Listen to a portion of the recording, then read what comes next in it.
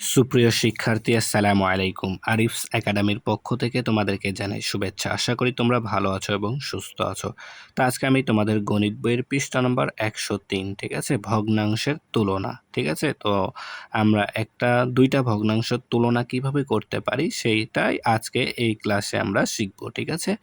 তো প্রথমত আমাদেরকে দুইটা নিয়ম জানতে হবে, ঠিক আছে। আমি মুখস্থ বলবো না, এই দুইটা নিয়ম জানলেই হবে জাস্ট শুধুমাত্র, ঠিক আছে।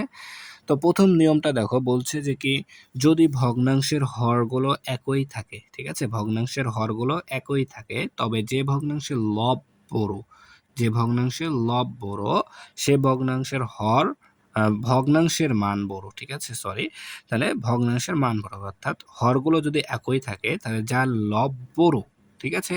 আবার বলছি, হরগুলো একই থাকলে লব যার বড় সেই বড়, ঠিক আছে।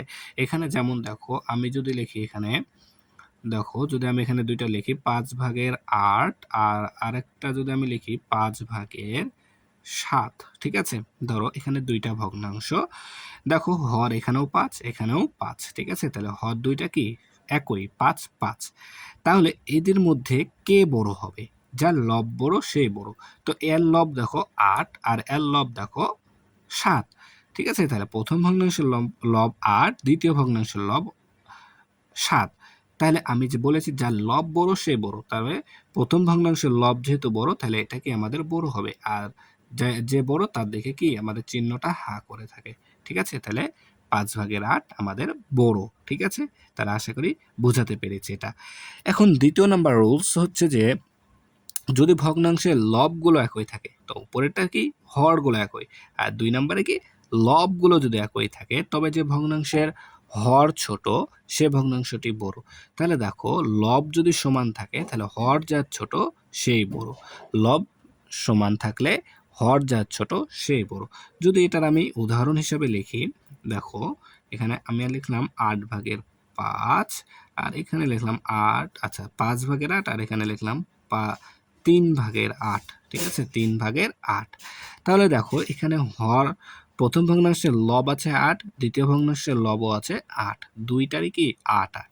তাহলে এখন আমাদের কে বড় হবে? যার হর ছোট। তাহলে দ্বিতীয় ভগ্নাংশের হর ছোট, ঠিক আছে না, তাহলে এটা আমাদের বড় হবে, আর বড় যে তার দিকে হা করে থাকবে, ঠিক আছে। তো রুলস দুইটা আর একবার আমি সহজ করে দিচ্ছি, দেখো। তাহলে প্রথম কথা হচ্ছে, যদি কোনো ভগ্নাংশের হর সমান বা হর একই থাকে তাহলে যার লব বড় সে বড়। দ্বিতীয়ত, লবগুলো যদি সমান থাকে তাহলে যার হর ছোট সেই বড়, হর যার ছোট সেই বড়, ঠিক আছে। তাহলে এই দুইটা রুলস জানলেই হবে। হ্যাঁ, ঠিক আছে। আর একটা কথা, সেটা হচ্ছে, যদি কোনো পূর্ণ সংখ্যা থাকে, ঠিক আছে, দুইটা ধরো, যে এখানে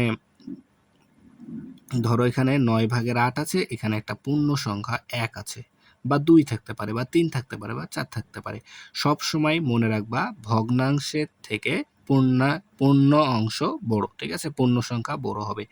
ভগ্নাংশের থেকে পূর্ণ সংখ্যা সব সময় বড় হবে, অর্থাৎ 1 আমাদের বড় হবে।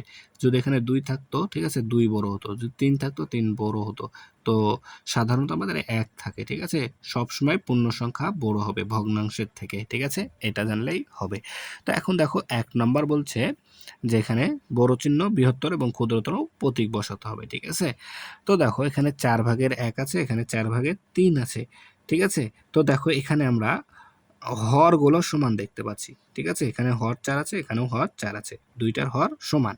তাহলে হর সমান হলে আমাদের প্রথম রুলস কি, হরগুলো যদি একই থাকে তাহলে কি লব যার বড় সে বড়। তাহলে এখানে দ্বিতীয় ভগ্নাংশে অর্থাৎ ডান পাশেরটা লব বড়, তার মানে আমাদের এটা বড় হবে, আর বৃহত্তর চিহ্ন এইদিকে, যে বড় তার দিকে হা করে থাকে, তাই না।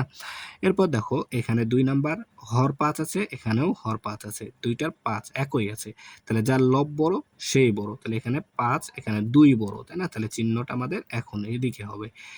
সেম ভাবে ৩ নাম্বার দেখো ৭/৫ ৬/৫, তাহলে এখানে দেখো লবগুলা একই, লব একই, ৫/৫ লব একই, তাহলে হর যার ছোট সেই বড়, তাহলে দ্বিতীয় ভগ্নাংশের হর ছোট, তার মানে এই ভগ্নাংশটা আমাদের বড়, আর যে বড় তাদেরকে এই চিহ্ন হা করবে। ঠিক আছে দেখে, এরপর দেখো আমি একটু আগে বললাম যে পূর্ণ সংখ্যা সবসময় বড় হবে, ভগ্নাংশের থেকে পূর্ণ সংখ্যা সবসময় বড় হবে, তাহলে এখানে ৯/৮ চেয়ে ১ সব সময় বড় হবে। ঠিক আছে, তাহলে ১ নম্বরটা আমরা বোঝাতে পেরেছি আশা করি। ঠিক আছে, তাহলে দেখো এবার ২ নম্বরটা। তো ২ নম্বর নিচে বলছে যে নিচের ভগ্নাংশগুলোকে ছোট থেকে বড় ক্রমানুসারে সাজাই এবং গাণিতিক চিহ্ন ব্যবহার করি। ঠিক আছে, অর্থাৎ ছোট থেকে বড় ক্রমে সাজাতে হবে, প্রথমে ছোটগুলো থাকবে তারপরে বড়গুলো থাকবে। ঠিক আছে, তাহলে আমাদেরকে এটা সাজানোর আগে কি আমাদেরকে আগে আইডেন্টিফাই করতে হবে যে কোনটা ছোট কোনটা বড়। ঠিক আছে, তো দেখো আমি যদি এই ১ নম্বরটা প্রথমে করব, তাই না? তাহলে ১ নম্বরে যদি সবগুলো ভগ্নাংশের দিকে তাকাই তাহলে দেখো হর অসমান আছে। ঠিক আছে, অর্থাৎ লবগুলো দেখো, লবের দিকে যদি আমি তাকাই তাহলে লবগুলো একই, প্রত্যেকটা ভগ্নাংশের লব আছে ২ করে, তাহলে একই। তাহলে আমাদের কথা ছিল যে কি যদি লব সমান হয়, লব সমান হয় তাহলে যার হর ছোট সেই বড় হবে, যার লব ছোট সেই বড় হবে, তাহলে সরি যার হর ছোট সেই বড় হবে, তাই না? তাহলে দেখো এখানে হর আছে ৩, এখানে ৯, এখানে ৮, এখানে ৫, তাহলে সবথেকে ছোট যেটা সেটা সবথেকে বড় হবে, তাই না? তার মানে এখানে ৩ এই হচ্ছে সবথেকে বড়। ঠিক আছে, এই সবথেকে বড়, তারপরে ৫, ৩ এর পরে ৫, তার মানে এই হবে ২ নাম্বার বড়। ঠিক আছে, তারপরে দেখো এখানে ৮, ঠিক আছে, তার মানে এটা ৩ নাম্বার বড়। ঠিক আছে, আর এই হচ্ছে সবথেকে ছোট হবে। ঠিক আছে, এই যে ৯, তা ওই নিয়মটাকে যদি আমরা একটু উল্টা করে দিই তাহলে দেখো যদি কি লব একই থাকে তাহলে হর যার বড় সেই ছোট, যেহেতু এখানে আমাদের ছোট থেকে বড় ক্রমানুসারে সাজাতে বলেছে তাহলে সবথেকে ছোট যেটা সেটা আগে বসবে, তাহলে লব এখানে যার বড় হবে সেই কি ছোট হবে, তাহলে আগে তোমরা এখানে লিখে দেবা যে নিচের ভগ্নাংশগুলোকে ছোট থেকে বড় ক্রমানুসারে সাজিয়ে লেখা হলো, তারপরে তোমরা লিখবা, আর আমি এখানে ডাইরেক্টলি উত্তরটা লিখে দিচ্ছি। ঠিক আছে, তাহলে দেখো সবথেকে ছোট হবে আমাদের ৯/২। ঠিক আছে, তারপরে একটু বড় হবে কে আমাদের ৮/২। ঠিক আছে, তো দেখো এই চিহ্নটা আমরা এদিকে দিলাম কেন, এই ৯/২ এর থেকে ৮/২ কিন্তু একটু বড়। ঠিক আছে, তার জন্য যে বড়টা দেখে চিহ্ন হা করে তাই এই চিহ্ন দিলাম। তারপরে একটু বড় মানে তারপরে ছোট আছে আমাদের ৫/২। ঠিক আছে, ৫/২, তারপরে সব থেকে বড় হচ্ছে আমাদের ৩/২। ঠিক আছে, একেবারে ইজি অঙ্ক একটা। ঠিক আছে, এরপর দেখো ২ নাম্বার। তো ২ নাম্বারও সেম, আমাদের এখানে দেখো প্রত্যেকটা ভগ্নাংশের লব সমান, প্রত্যেকটা ভগ্নাংশের লব সমান, তাহলে যার আমি ওই নিয়মটাকে যদি উল্টে দিই, ঠিক আছে, যেহেতু আমাদের ছোট থেকে বড় ক্রমানুসারে সাজাতে হবে, তাহলে যার লব বড় সেই হচ্ছে ছোট, যার লব বড় সেই হচ্ছে ছোট, তাহলে সবথেকে ছোট আছে আমাদের ১০/৩। ঠিক আছে, তারপরে ছোট আছে আমাদের ৭/৩, তারপরে আমাদের আছে ৫/৩, ৫/৩, তারপরে আছে আমাদের ৩/৩, এই ৩/৩ সব থেকে বড়। ঠিক আছে, সব থেকে বড়।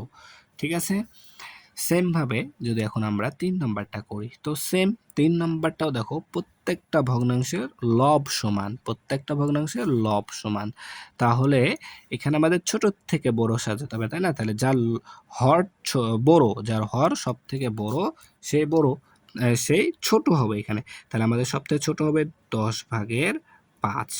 তা আচ্ছা সরি, এখানে দেখো ১৫ আছে, তাহলে প্রথমটা হবে ১৫, ১৫/৫, তার থেকে একটু ছোট হচ্ছে আমাদের ১০/৫, তারপরে আসবে আমাদের ৯/৫, তারপরে সবথেকে বড় হচ্ছে ৬/৫। ঠিক আছে, সেম ভাবে এখানে চাইলে আমরা সমান চিহ্ন দিতে পারি। ঠিক আছে, তারপরে দেখো ৪ নাম্বার। তো এখানে দেখো যে প্রত্যেকটা ভগ্নাংশের হর সমান বা একই, হরগুলো একই, তাহলে আমাদের সূত্র ছিল কি, যদি হর সমান বা একই হয় তাহলে যার লব বড় সেই বড়, যার লব বড় সেই বড়, তাহলে আমরা যদি এটাকে একটু উল্টে নিই, যার লব ছোট সেই ছোট হবে, তাই না? যার লব ছোট সেই ছোট হবে। তাহলে এখানে আমাদের ২ সবথেকে ছোট। তার মানে এটা হচ্ছে আমাদের ছোট। তারপরে তারপরে আসছে আমাদের ৩, ২ এর পরে ৩, তারপরে ৩ বসবে। তারপরে ৭/৪, তারপরে ৭/৫। ঠিক আছে? এভাবে আমাদেরকে সাজাতে হবে। ঠিক আছে? তাহলে আশা করি তোমাদেরকে বোঝাতে পেরেছি। ঠিক আছে? তাহলে আজকে এ পর্যন্তই। ভিডিওটি ভালো লাগলে অবশ্যই লাইক, কমেন্ট, শেয়ার করতে ভুলবে না এবং পরবর্তী ভিডিও সবার আগে পেতে আমাদের চ্যানেলটি সাবস্ক্রাইব করে রাখো। আল্লাহ হাফেজ। আসসালামু আলাইকুম ওয়া রাহমাতুল্লাহ।